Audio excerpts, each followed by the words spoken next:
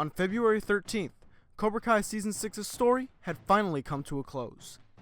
But the Karate Kid franchise wasn't out of the fight just yet, as they had one more project that released in theaters on May 30th, that being Karate Kid Legends. Set 3 years after Cobra Kai's finale, the film follows Lee Fong as he flips the script on the Karate Kid formula by moving to New York and training a retired boxer named Victor in the ways of Mr. Han's Kung Fu. Now, personally, I really enjoyed this film and felt very satisfied when leaving the theater. However, many critics and fans saw issues with the film, especially with its runtime. With a brand new potential Karate Kid film being developed, I decided to head back to this film and take a brand new look. Today, we are going to, much like Cobra Kai Season 6, expand upon the story by adding in brand new scenes and events to flesh out its story to its fullest. Let's begin. The film would begin just like it does in the final cut, with an opening flashback. The main difference would be when the flashback happens, the correct year would appear at the beginning of the film. In the film, it lists the clip from Karate Kid Part 2 as Okinawa 1986. And although Karate Kid 2 did come out in 86, canonically, the events of Karate Kid Part 2 and 3 happened in 1985. However, another way you can do this is adding in a scene that was cut out of the film, which I believe may be the reason for the incorrect year. This mistake might be due to a cut scene where Mr. Han and Mr. Miyagi would actually be talking to one another at the beginning of the film. Perhaps that scene would have been set in 1986 after the first 3 films, since Mr. Han knew what Daniel meant to Mr. Miyagi. The other main difference is that we would add a few lines to the flashback, explaining that when Shimpo Sensei met the Han family, we would mention how Mr. Han's Kung Fu focused more on the physical. Meanwhile, Miyagi's family's karate would add more to the mental aspect of the martial art. This would be shown a bit in Karate Kid 2010, where Dre seemed to have more of a hand in helping Mr. Han when it came to his family and dealing with it than Daniel may have had with Mr. Miyagi, at least not until Karate Kid Part 2 when Mr. Miyagi's father passes away. After that opening memory, one of the ways you can start the film would be seeing the incident with Bo and Lee at the beginning.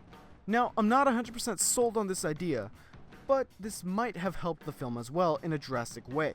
This would, one, give more context to the actual relationship between Lee and Mr. Han and Dr. Fong. However, we wouldn't see the entire thing happen until later on in the film. After this potential cold open, we would then open the film the same way that the original has, meeting both Lee and Mr. Fong and seeing them hide Lee's training from Dr. Fong.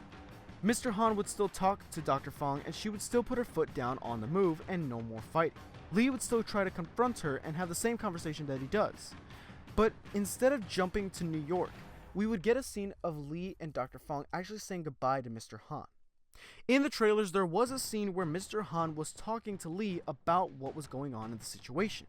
So I think keeping this scene and having it be a scene where Lee says goodbye to Mr. Han would help the film even more. Mr. Han would remind Lee to keep himself grounded and to honor his mother's wishes, but he also tells him to remember and know when the fight is needed. We then would jump to the move to New York with our opening logo. Now, much like in the original film, Lee would then end up meeting Mia and Victor and still get the nickname Stuffed Crust. The next day, Lee would hang out and help Mia like in the original and eventually encounter the Demolition Dojo. The two would continue to hang out for the next few days until Mia's scooter breaks down, much like in the original film. On the subway, Lee would then encounter Connor for the first time, and this scene would stay basically the same. However, this scene does have a bit more impact now, because not only is Lee respecting Dr. Fong's wishes, but he's also remembering Mr. Han's words. Victor would still be able to patch up Lee, but Dr. Fong would still end up finding out and begin to worry about Lee. So, to distract him, she then would introduce him to Alan, and the events of the school fight and eventually Lee's dragon kick flashback would all stay the same. Again, it's important to note, while a lot of people do have an issue that Lee lost to Connor the first time, you have to remember it is technically Karate Kid tradition. If you're not fighting in the right headspace, most likely you're gonna lose. So, I can kinda let this slide.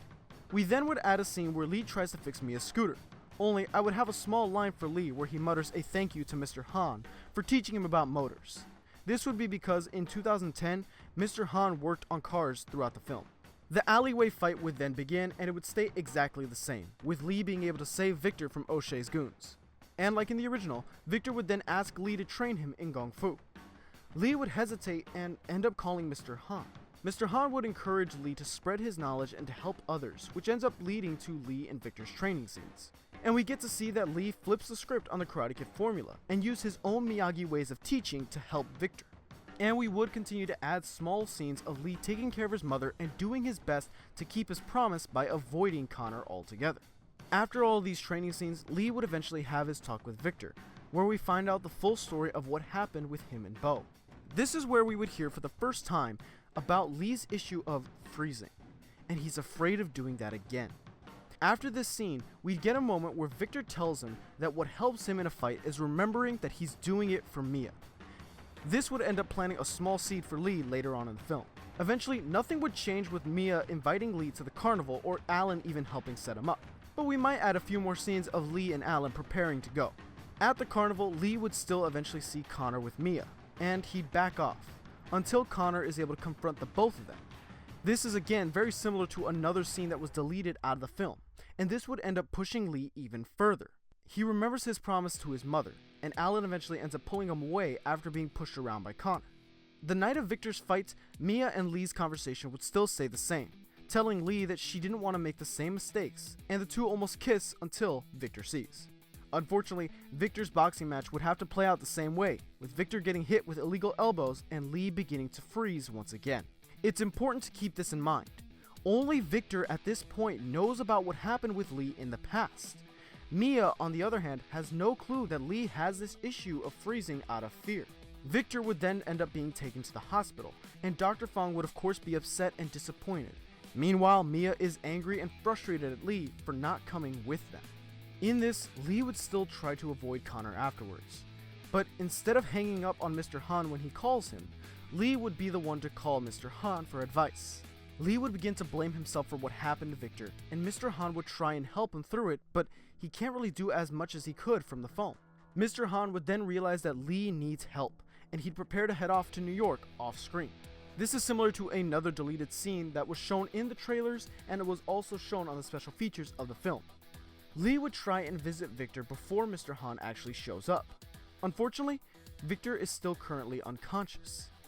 Mia would still be upset with him, and Lee would try to explain what's going on, only for Connor to end up showing up. We then find out while Lee has been absent, Connor has been playing the hero role to get points with Mia and push Lee out of the picture. Lee is of course frustrated and leaves with Connor, realizing that the way to get to Lee is through Mia. This scene would be eerily similar to an alleyway deleted scene that was cut out of the film. Then, much like in the original film, Lee would go home and find Mr. Han in his house, and that fight scene plays out like it does in the original. After Mr. Han shows up, there would be a line where Mr. Han would jokingly say that Lee should enter the 5 boroughs to settle things with Connor, 80s movie style. But again, keep in mind, Mr. Han is saying this as a joke. But Mr. Han would end up taking Lee to go see Victor again, with the scene from the actual film staying the same. However, in this situation, Lee would hear Mr. Han's "friend's problem is my problem" quote, and when he does, he will be the one to say that they'll find a way to help Victor. In this extension, I would have a scene that is similar to the balcony scene that's between Mr. Han and Lee, only in this one, Mr. Han would find out what is scaring Lee so much. Han continues to try and help, but he realizes that he may know someone who's a bit more qualified to help than he is. Mr. Han would then continue to train Lee, trying to help him where he can, and he'd ask Lee to find him a place to train while he goes to search and find a friend. Mr. Han would specifically tell Lee not to do anything brash while he's gone. And this is where a brand new scene would happen, where Lee and Alan are searching for a new training ground. Alan would find out that Lee is planning to enter the tournament, and you can keep the joke of him supporting Lee. Much like in the original, Alan would still show Lee his new training grounds.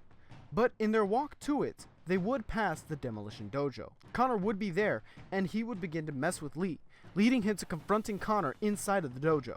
Lee would be the one to make the challenge to enter the 5 boroughs. The bet is, if Lee wins, then O'Shea forgets all about Victor's debt, but if he loses, Lee will stay out of their way completely. O'Shea goes to throw Lee out, until he sees how much Connor wants this fight to actually happen. So, he agrees. This is so that we can kind of keep the idea of Lee not only being the Daniel LaRusso character, but also kind of being the Mr. Miyagi character to Victor, since he's the one who enters himself into the tournament. But this also shows a key for later on in the film. Lee enters the tournament not to defend himself, but to defend the ones he cares about. The next scene we would focus on is Han actually arriving at Miyagi-Do. Daniel, of course, would be a bit defensive, but he'd listen to Mr. Han, as Han would explain the relationship between his Kung Fu and Miyagi's Karate. He would tell Daniel that their two martial arts styles are from two branches, but one tree. Mr. Han would tell Daniel that his students are some of the best around that he's ever seen, even competing in world tournaments. Of course, this would be referring to the Sekai Takai without directly saying it or spoiling Season 6 for anybody. Eventually, Mr. Han would say that Lee means to him what Daniel meant to Mr. Miyagi. And Han would still leave with the joke of Daniel saying that he's not going, but Han ignoring him. We then would get an additional moment that lingers with Daniel after Han leaves.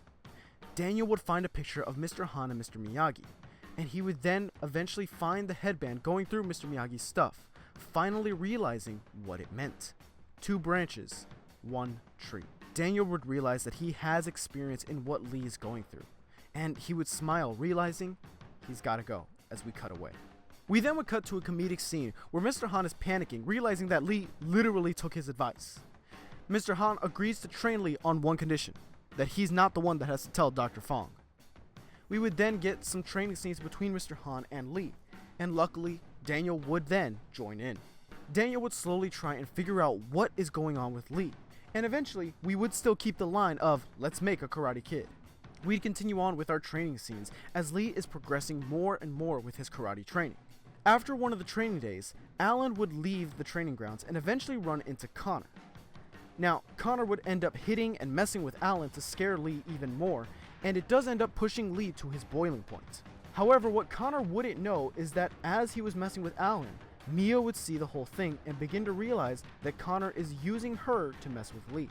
When Lee is wanting to take revenge, Daniel then decides to have a moment to help him control his anger and to make sure that it doesn't take him over.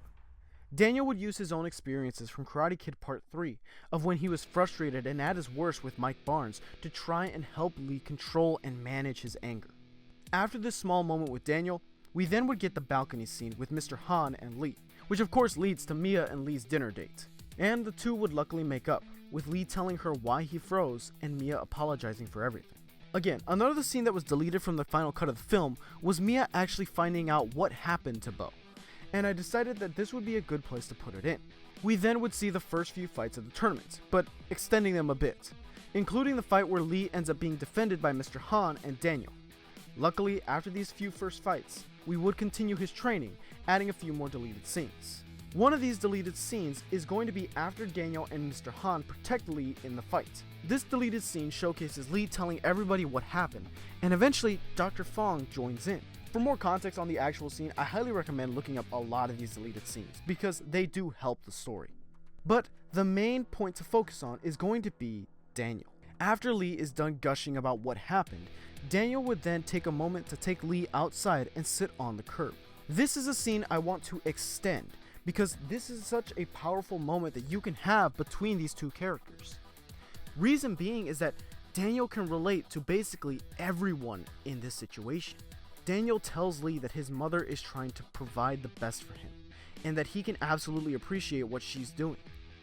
He then also tells Lee that he can help him overcome his freezing, because he went through it himself in Karate Kid Part 3, and he also helped someone else go through something similar. Again, we don't have to outright say that Daniel is referring to Sam, but that's exactly who Daniel would be referring to. This is when Daniel would finally gift Lee the headband and reiterate 2 branches, 1 tree. Han and Daniel would finally realize the key to how Lee fights.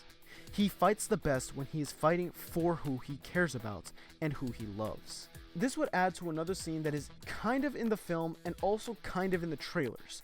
A scene between Dr. Fong and Mr. Han as they discuss what Lee needs.